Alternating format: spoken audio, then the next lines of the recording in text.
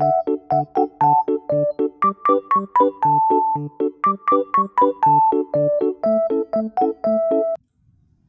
pagi, salam sejahtera untuk kita semua.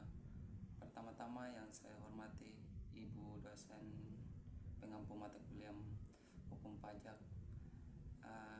Baik, di sini saya akan menjelaskan dengan tema upaya hukum menyelesaikan sengketa pajak. Sebelum kita lebih jauh pembahasannya, kita bahas dari pengertian sengketa pajak. Pengertian sengketa pajak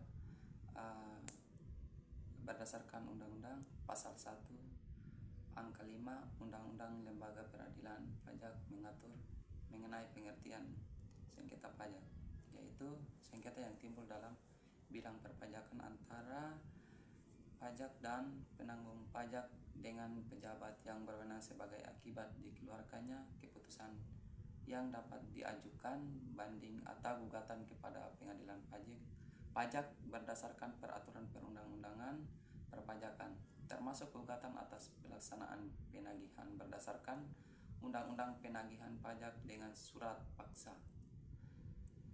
Sengketa pajak adalah perselisihan antara wajib pajak, pemotongan atau pemungutan pajak, serta penanggung pajak dengan pejabat pajak mengenai penerapan undang-undang pajak. Dengan demikian, dalam pengertian ini yang berselisih adalah satu, wajib pajak dengan pejabat pajak. Yang kedua, pemotongan atau pemungutan pajak dengan pejabat pajak. Yang ketiga, wajib pajak dengan pemotongan atau pemungutan pajak. Atau yang keempat, penanggung pajak dengan pejabat pajak. Objek yang disengketakan adalah jumlah pajak yang tertuang atau pengenaan sanksi administrasi berupa bunga, denda atau kenaikan. Penggolongan sengketa pajak ini antara dua, sengketa formal dan sengketa formil. Oke, kita bahas yang sengketa formil. Timbulnya sengketa formil apabila fiskus atau wajib pajak atau keduanya tidak memenuhi prosedur atau tata cara yang ditetapkan dalam Undang-Undang Perpajakan dan Undang-Undang Pengadilan Pajak.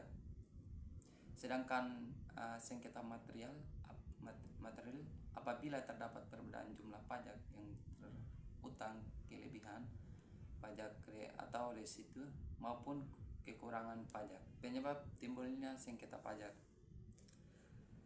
Jadi penyebab timbulnya sengketa pajak ini bisa timbul karena beragam faktor, termasuk perbedaan antara interpretasi hukum pajak antara pajak dan otoritas pajak, kesalahan administrasi, ketidaksepakatan dalam perhitungan pajak, atau bahkan masalah kepatuhan yang kompleks. Selain itu, perubahan peraturan pajak yang sering ambigu juga dapat menyebabkan ketidaksepakatan dan antara sengketa.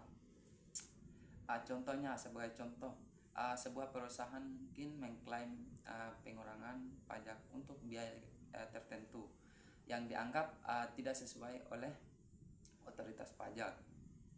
Ini bisa disebabkan oleh penafsiran yang berbeda mengenai apakah biaya tersebut memenuhi syarat untuk pengurangan pajak. Akibatnya perusahaan dan otoritas pajak bisa terlibat dalam sengketa untuk menentukan apakah pengurangan pajak tersebut sah atau tidak.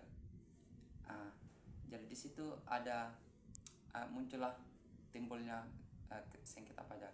Jadi penyelesaian sengketa pajak.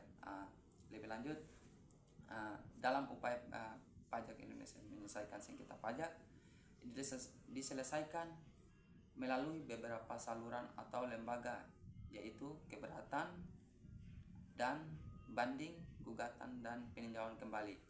Keberatan dapat diajukan oleh wajib pajak apabila wajib pajak merasa tidak puas atas penetapan pajak yang dilakukan oleh fiskus.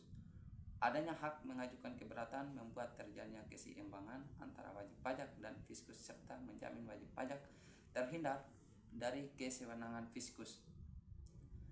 Dalam hukum pajak Indonesia, ketentuan tentang keberatan diatur dalam beberapa undang-undang pajak, yaitu Undang-Undang KUP, Undang-Undang PBB, Undang-Undang BPHTB, dan Undang-Undang PDRD atau Peraturan Keberatan Pajak Pusat diatur dalam 3 undang-undang yang disesuaikan dengan jenis pajak pusat yang diajukan keberatan.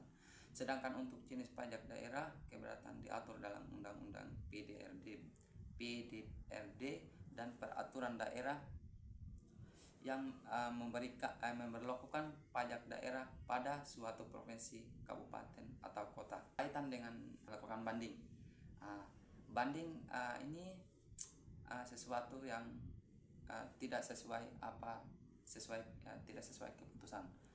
Surat keputusan keberatan yang diterbitkan oleh Direktur Jenderal Pajak untuk jenis pajak pusat maupun yang diterbitkan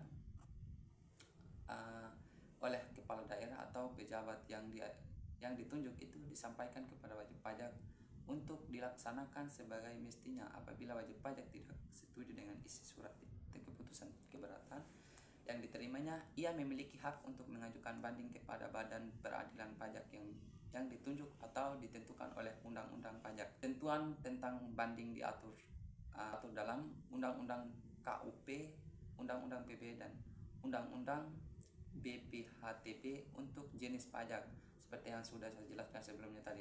Sedangkan untuk pajak daerah diatur dalam Undang-Undang PDRD maupun Peraturan Daerah tentang pemberlakuan suatu jenis pajak daerah di suatu provinsi atau kabupaten atau kota, seperti yang sudah dijelaskan yang sebelumnya tadi. Gugatan dan sanggahan.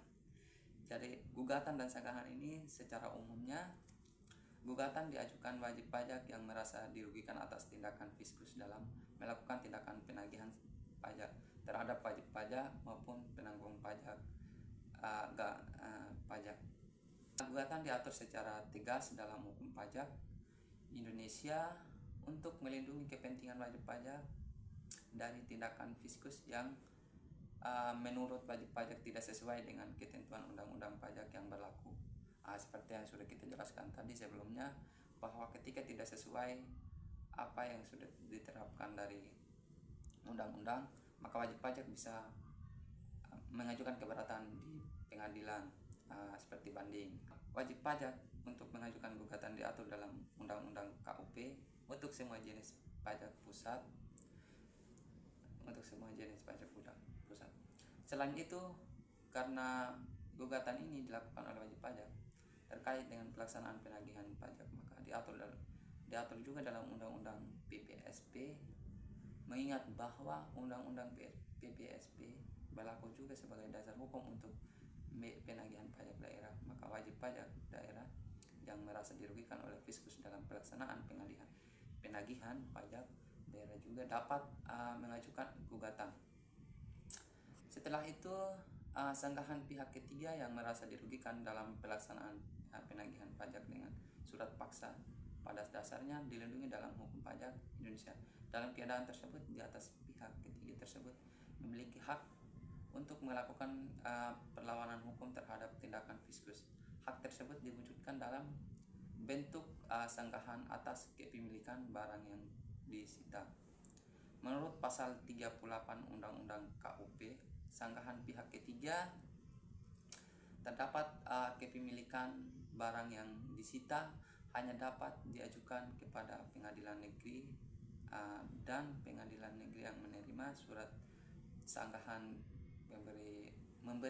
memberitahukan secara tertulis kepada pejabat yang berwenang melaksanakan penagihan pajak. Pejabat menanggungkan pelaksanaan penagihan pajak yang hanya terdapat barang yang disanggah kepemilikannya sejak menerima pemberitahuan sanggahan. Sebagai contoh sebuah perusahaan mengajukan gugatan terhadap otoritas pajak karena tidak setuju dengan penilaian mereka tentang jumlah pajak yang harus dibayar. Jadi perusahaan tersebut ini mungkin merasa bahwa penilaian tersebut tidak mempertimbangkan uh, pengurangan pajak yang seharusnya mereka terima. Jadi wajib pajak ini seperti yang sudah dijelaskan tadi dari awal, bahwa ketika tidak sesuai dengan surat keputusan dari Direktur Jenderal Pajak, maka wajib pajak bisa mengajukan ke pengadilan negeri, dan bisa mengajukan ke pengadilan. Dapat simpulkan atau analisis yang dapat saya simpulkan atau solusi yang perlu diperhatikan oleh pejabat, harus memperhatikan surat yang sudah ditentukan sesuai dengan yang dikeluarkan oleh Direktur Jenderal Pajak dan menjalankan surat keputusan tersebut sebagai mestinya agar tidak terjadi kesalahpahaman antara wajib pajak dengan pejabat. Mungkin hanya itu yang bisa saya analisis atau yang dapat saya simpulkan. Demikian materi yang saya jelaskan. Saya ucapkan terima kasih banyak. Selamat pagi, salam sejahtera untuk kita semua.